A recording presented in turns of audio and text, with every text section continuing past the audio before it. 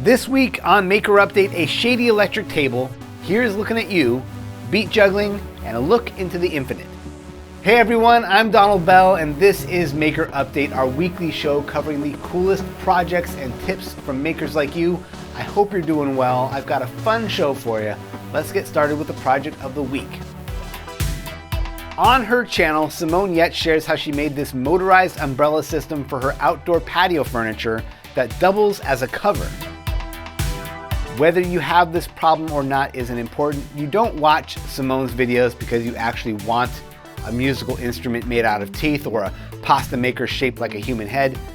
What makes Simone's project videos so great, in my opinion, is the window we all get into her creative process. From concept to prototype to crossing the finish line at any cost, I'm always inspired when I get a chance to join Simone on a project journey like this. There are two central challenges to this project. One is mechanical. How do we raise and lower the umbrella? For better or worse, Simone goes with an electric linear actuator as a solution. It gets the job done, but it's very slow. The other critical challenge is raising and lowering the fabric along the sides. And really for me, this is the most intimidating challenge just because working with fabric is so beyond my comfort zone.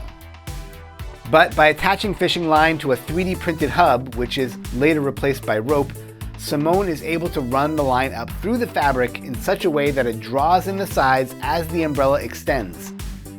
It's an elegant solution to the problem, and the way it gathers the fabric actually looks really nice. Of course, to complete the concept and have it look like a little circus tent, Simone bought some appropriate fabric and copied the existing umbrella pattern to create a whole new custom top. The whole thing ends up looking great, and there really is something satisfying about seeing both the table and the chairs encapsulated by the umbrella. More than anything though, it's a classic design and engineering challenge with our friend Simone, and a vital reminder that personal projects can and should be playful. More projects. Here's another one designed to be delightful. Adam Savage and Bill Duran team up to create a 3D printed sculpture of Adam's face with eyes you can move. Actually, there are two versions. The face of one of the sculptures is life-size, but there's another one scaled up at 2.5 times. It's really just the eyes and nose for the big version, but wow, the impact it makes is crazy.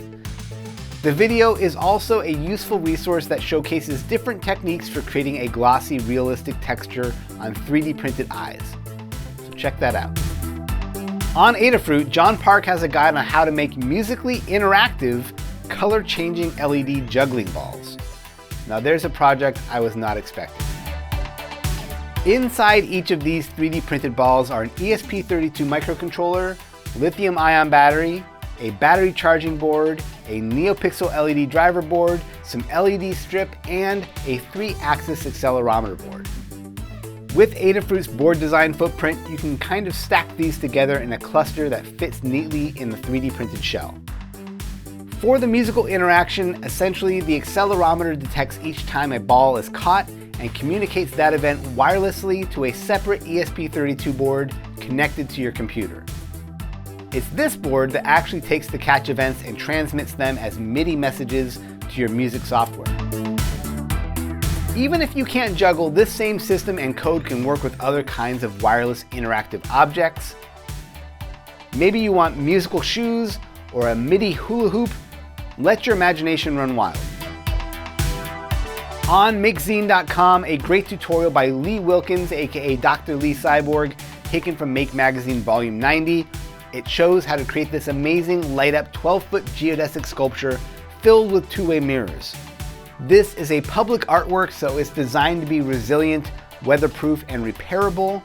The guide gives you all the instruction and list of materials needed to recreate this design. Definitely worth a look if you're interested in creating your own large-scale LED sculpture. Now for some tips and tools. If you missed out on attending the Hackaday Supercon or just weren't able to catch it all, there's now a playlist on the Hackaday YouTube channel collecting everything. Put it on and you can have your own virtual Supercon in the comfort of your living room. From PTSolns, there's a validating video about what seems to me to be an increasing amount of USB-C cables that are only wired to deliver power and not data. These power-only cables have been piling up around my house, often bundled with inexpensive appliances like USB-powered clocks or fans. Devices that benefit from the ubiquity of USB-C chargers but don't need to communicate data. Because of this, they often ship with cables that are indistinguishable from a standard USB-C cable but are only wired for power. Recognizing these cables and keeping them quarantined from your data cables will save you a lot of pain and suffering when it comes to programming your microcontrollers. By now, you've probably already had at least one experience where a bad cable or a power-only cable prevented a project from working. This video can help you know what to look out for. For this week's DigiKey Spotlight, don't miss this video from Becky Stern on how to read a datasheet. A product or components datasheet can be an intimidating technical document, but learning your way around one can really save you some headaches in the long run. Need to know the maximum input voltage range for your new microcontroller? What value of resistor to use for a particular LED? There's a good chance that the info you need is in the datasheet. But how do you sort it out from all the jargon you don't need? Becky Stern has some great advice to share. You can find a link to her video down in the description. And that does it for this week's show. Be sure to subscribe, leave a thumbs up, leave a comment. A big thanks to DigiKey for making this show possible, and thank you for watching. I'll see you soon.